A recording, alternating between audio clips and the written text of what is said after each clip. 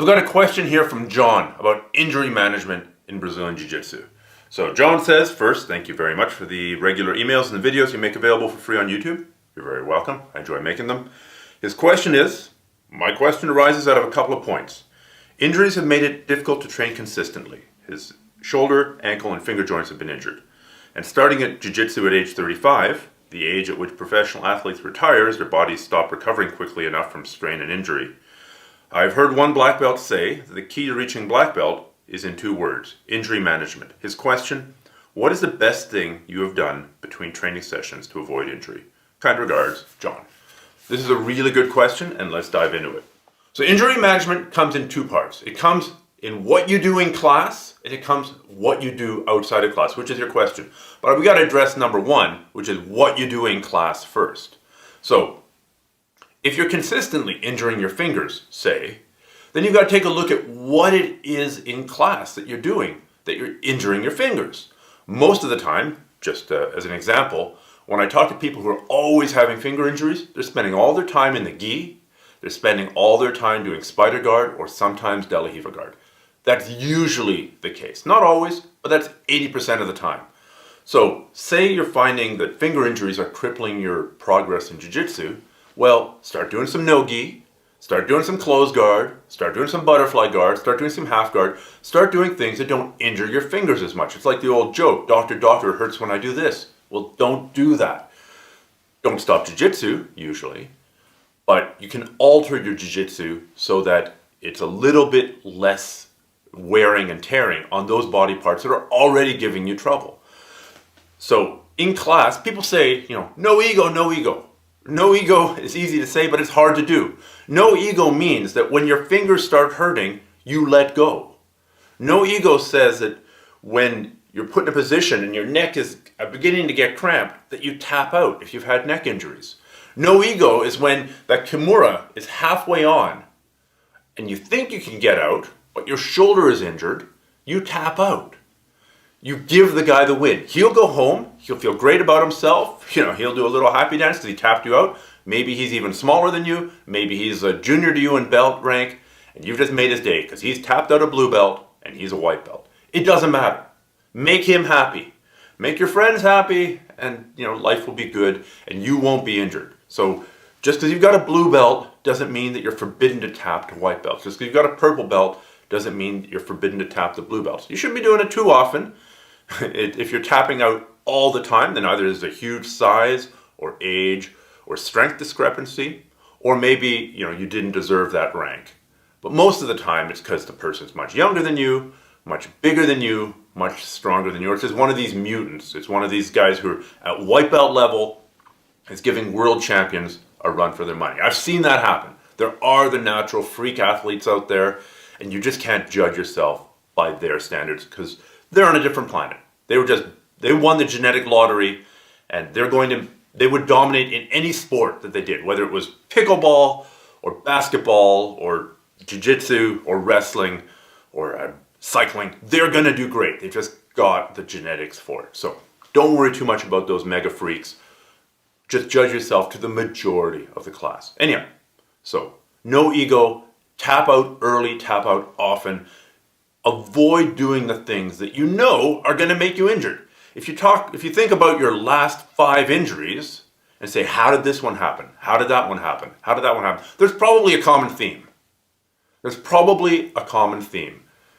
Either you're spending all your time on takedowns, and takedowns are inherently more dangerous and you're going to get more banged up. Well, do less takedowns. If you can't afford to get injured or you don't heal from injuries fast enough, do less takedowns.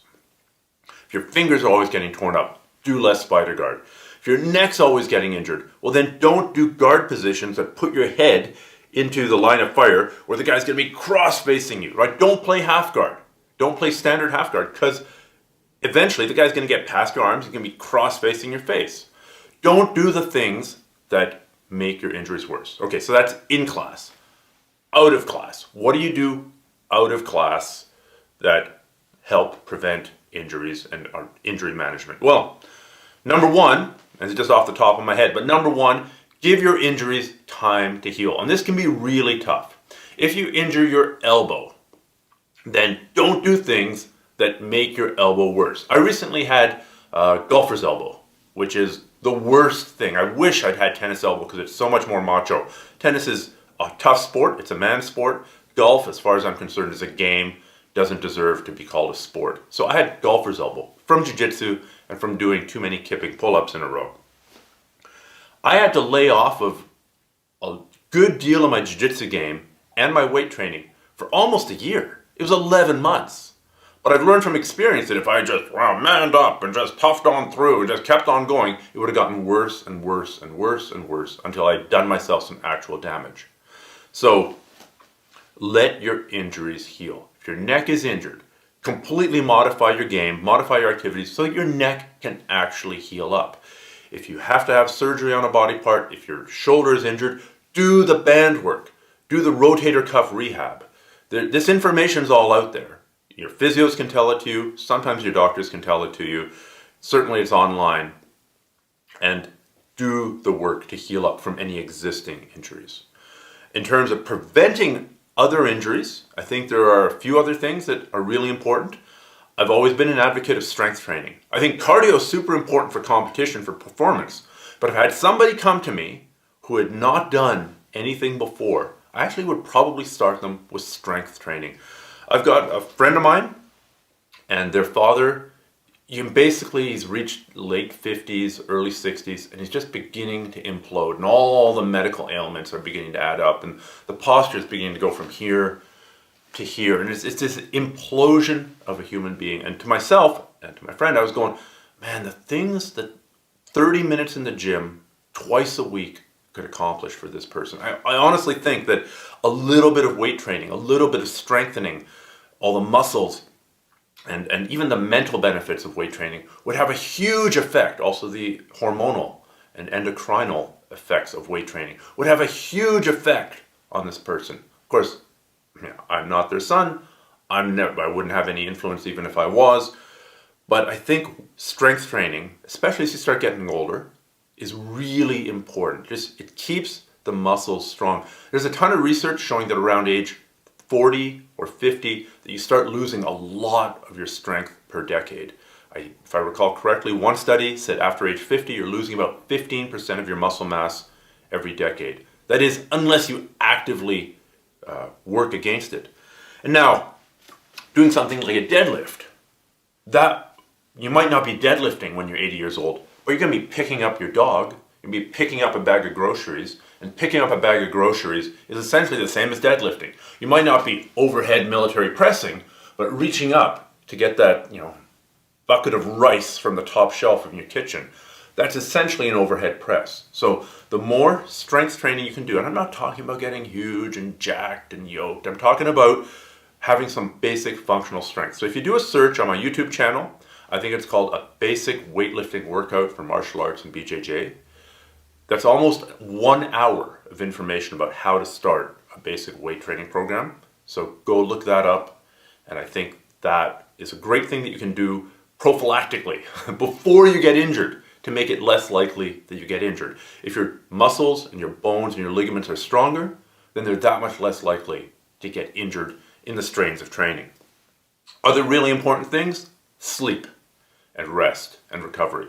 Give yourself enough quality time to recover from the beating that you're putting on your body. Jiu-jitsu is hard on your body. For that matter, weight training is hard on your body. Cardio is hard on your body. It's all hard on your body. And it takes time to recover from it. If you're training and now trying to get by on 4 or 5 hours of sleep, unless you're one of these genetic mutants who can get by on 4 or 5 hours of sleep, then you're going to break down. You're going to get either injured or sick. Those two things are inevitable because you're training harder than you can recover. The biggest part of recovery is sleep. Another really huge thing is focusing on your nutrition. A lot of people in this society and in a lot of societies around the world power themselves through their day with sugar and caffeine and processed junk food. McDonald's is not a good breakfast. McDonald's is not a good lunch. A Red Bull is not a good substitute for a pre-workout meal. And grabbing a bag of chips after training, that's also not acceptable. If you're putting all this time and energy into developing your sport and your art, you should be putting at least some time and energy into the food and nutrition component of it. It's something I'll try and address in other videos. It's typically something when I've talked about, it's just been crickets chirping. Now, either that's because I'm terrible at talking about it or because it's boring. People want the cool new inside-out spinning lapel choke from Spider Guard, and that stuff is great. But the bottom line is if your nutrition is crap, you're going to get injured more often, you're not going to be able to train as hard, and you're going to break down. So off the mat, rehab your existing injuries. Take the time to let them heal. Do the strengthening to build those areas back up. Do whatever you need to do to get healthy. Number two, before you get injured, strength training really helps. You don't have to go crazy. A couple times a week, 20 minutes, you'll see a huge benefit. If you only go once a week for 20 minutes, you'll still see a huge benefit, especially if you're training on the side. Sleep, another huge thing. Most people don't get enough of it. Most people, if they've got an 8-hour block for sleeping, they'll screw up 2 hours of it watching Netflix, and then they'll only get 6 hours of sleep. That's probably not enough for most people. Try to get good amounts of sleep. Then there's food. Really focus on your food and nutrition. As you're training to become a black belt in jiu-jitsu, you should at least be becoming a blue belt in food and nutrition. These things are really important. If you're a rally driver and you're going to go for a big race, you wouldn't go to Tijuana and fill your car up with the cheapest gas. So you're going to go train in your one and only rally car, your body. Fill it up with good fuel before you train.